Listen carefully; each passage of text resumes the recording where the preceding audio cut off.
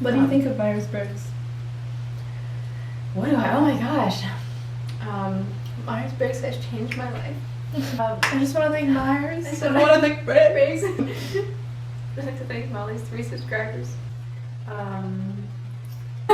Just getting a list, paper and pen, so we can write our lists of what we're going to talk about. Molly, the person who talks about things with people while they eat. And women need a lot of space and independence, and so I kind of relate to that. But I don't think that has to threaten a relationship, though. And I think for me, maybe it has. I think I imposed that on myself, like it wasn't like they were mutually exclusive, like independence and being in relationship with someone. Like you couldn't have both. But I guess hopefully the more I grow as a person, like the more I see that they can be together, you can have both. It's just you have to learn how to give each other space and respect that. And Right. Being co-independent. co-independent, yeah. How it bothers us when people call us flighty as INFJs, because Yes. really we're the opposite. We're just such deep thinkers that people can't handle it. I'm Molly, the INFJ. And I'm Fawn. I'm also an INFJ. And we met because we're both INFJs. Yeah. Actually. Because of our friend. I've been going to different habitats, so that you can see what they're all about. Is that all I in a am to normal you? state. A Yeah, type? she's a specimen, and I'm an investigator with dry hands. I feel like INFJs have really active minds, and it just gets to be overwhelming. And I'm also pretty judgmental of myself. And mindful. I think I was telling you earlier, I want to be less mindful. I want to be a little more like I wish I could just turn it off and be more bodyful. And it's so many things. It's like this sensory. That's another thing we talked about a lot before we got to this point. Before we included you. Yeah. Camera. I feel like sometimes I'm so in my head that I can't be as in tune as I'd like to be with like my immediate surroundings. And I've got this one person in my life in particular, who she just gets so excited over the smallest little detail, like the shade of green of this casserole dish is so brilliant. It reminds me of like the grass and my home city, and just like I'm so jealous of that kind of sensory experience. I feel like I'm capable of that so much of the time, because I'm just like thinking about what I'm gonna think next. It's crazy. Or you're living in the past or the future. Like I'm oftentimes planning. I'm or I'm always thinking planning about what just happened. Replaying and thinking about what could have been. Yeah, definitely. I've been having a lot of that lately. Just feeling like I can't shake time. I'm definitely my happiest when I'm just eating this eggplant parmesan. But And not thinking about making a video. oh yeah, I just forgot about the dang camera. You know what I like is that you know that I'm an I, because a lot of people, I dare say most people in my life might peg me as an E. Me too. See, yeah, I sense that you're an I, but I feel I can I think understand I'm how people closer. see that.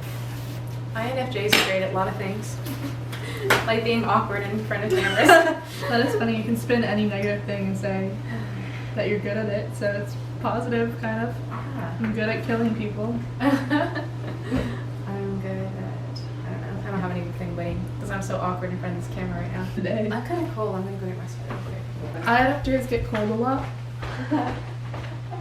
I actually do get cold a lot, but just because you're cold right now doesn't mean you get cold a lot. I do get cold a lot. I get hot a lot too. And we both like eating a lot. Let's eat. I think I'm kind of an introvert. I do and really enjoy being social, but just very limited, and like parties. It's funny, like I really like one-on-one conversations, and I kind of take on the social facilitator oftentimes, which is why people think I'm an extrovert. But it's really me just being neurotic and controlling. You're gonna have a good time in my house. No, I don't know.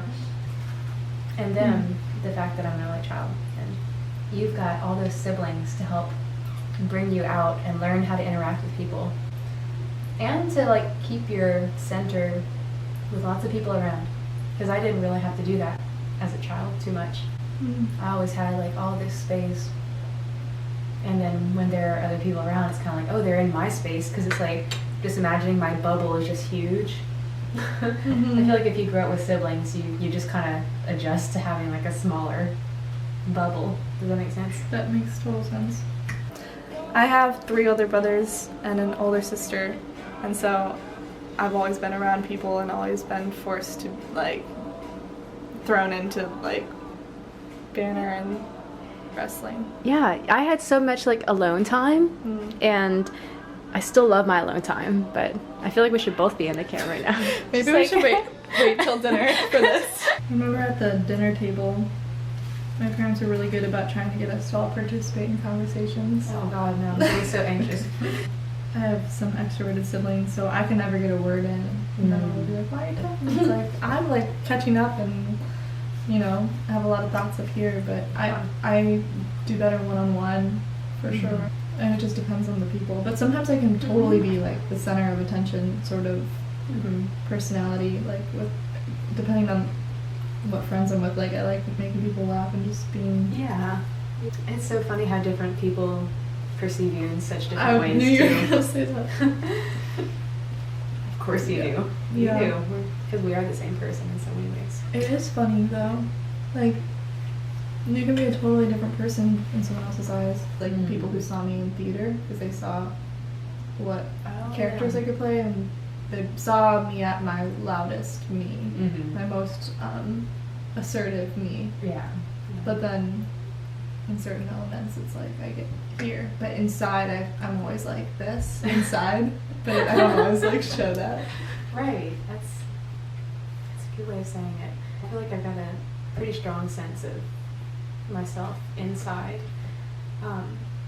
which is funny though, because sometimes when I take this outside, I feel like I lose that, and that goes into the whole other thing we were talking about earlier during the preparation of this meal. You should have been there. Wish you were there.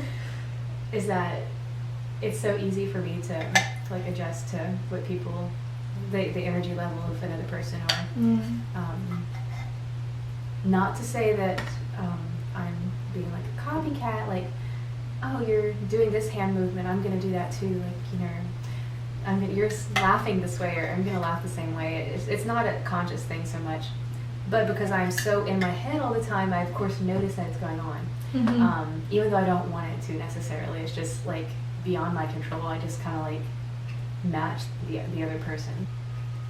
I hate that when that's happening, and when I'm like thinking about it, it's like I just want to be, and then I'm like trying to think about just being and just like being in the moment, and I can't because I'm thinking about it. Or I'll like think, okay, I'm gonna say this more chill this time. Like I'm gonna say bye, and not be as like bye. And then you're like, what's wrong? Are you okay? It comes out weird. Like I'm just trying to be chill. Bye. Bye. Bye. Bye. Bye. I'll be over polite sometimes. People or parents will be like, "Oh, make yourself at home, be comfortable," and I'm like, can't be comfortable. I'm like, is this not comfortable? I'm just like super polite. I'm like, I'll be polite for days until I feel comfortable with you. And sometimes that connection I never have, so I'm not able to just like make someone's home be my home because it takes. That's a dangerous offer. Make yourself at home, but it's such a like. To what extent? What does that mean to you? Like, can I sleep in your bed? I did. And when someone tells you to be comfortable, that to me in itself is uncomfortable. I know. Yes, I hate. Yeah, that really. Oh, yes. I think because. Oh, now I'm conscious of it. That's relaxing. That's I remember like when I was younger, I have come out of my shell even more, even though I'm still a fairly reserved introvert. A lot of times, like I just remember being a little younger, like in high school, maybe in being out and going to like, you know, hear live music and to gigs and whatnot. And, you know, a lot of these, like, it was always older men, and they would come up and make a comment, something like, oh, have a, you know, smile, or, you know, are you having a good time? You don't seem like you're having a good time. And just like still to this day, like that makes me bristle so much, because it's just so presumptuous, like knowing, you know, just like judging someone based on, and I don't, this is also very, sounds very arrogant, but I don't think those types are the types to really be into what's really going on with the person. It would, I don't know, but that still makes me kind of upset, you know, just like what people perceive in me. I wish I wasn't bothered by it, but sometimes I am. This is so good. Certain performances will be like, should I wear my glasses or not? That's the question of the year. Should I wear my glasses or not? And which glasses? Because I have 4 different glasses. Oh man, the choices. I hate decision. Decision making is so hard. It is hard. I mean, yeah.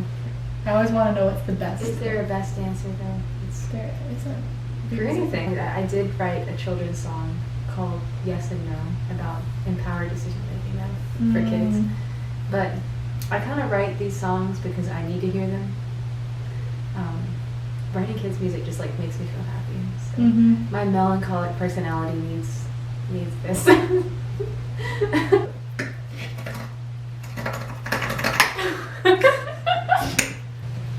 I like my days to be, I fill my time trying to be as productive and have as much fun as possible. So both of those things I go back and forth. I'm like, try and live in the moment, but then I'm also like, get stuff done. I'll make lists and try and get as much done, but it's always way too long of a list to possibly get done by the end of the day. But a lot of it is toward the goal of, well, the singer-songwriter thing. I'll be like putting things in, putting time into that. Right now it's the, you know, my famous INFJ channel that I've been putting a lot of time into. But I'll get excited. I'll wake up and video edit and do whatever and hardly move from my bed. My roommates think I'm freaking weird. Because I'll like bring my food up there and I'm just like working on stuff, and they're like, they don't know that I'm working on stuff. They just, I mean, I could just think you're eating pizza in bed. Yeah. Under the covers, under and just the like covers pulled over. Hiding from them. And I'm usually like wearing kind of a weird like pajama assortment. So they must like think I'm some creature. Like I feel strange. I don't know why, I'm just imagining you wearing 10 layers of pajamas. This is a waterproof sweatshirt, by the way. You can test it. Really? Water repels. That'd be fun for the video, right? The first person I told I was super excited about it, and then they said, how are you going to wash it? No, we should project.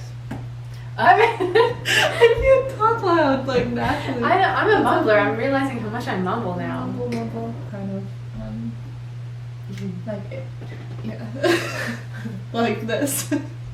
Sorry if the white noise is annoying. I don't have high quality mics, but if you send a donation to MollythePerson I have chocolate for dessert. It's got actual like tea in it, because it's from David's Tea, the best tea on the planet. And this is for all you teas out there. INFT! INFT! It's getting really weird. Let's just say bye. Okay. Wow. Oh wait, no, I have to do one more thing. What? Because I'm doing this with everyone. What? What is it? But it's 3 words to describe you, 3 words to describe me. I have to each say. other. Oh, yeah. Oh, I describe you and you describe me. Hold me in this way and let me fall down to the clay if you can't fly.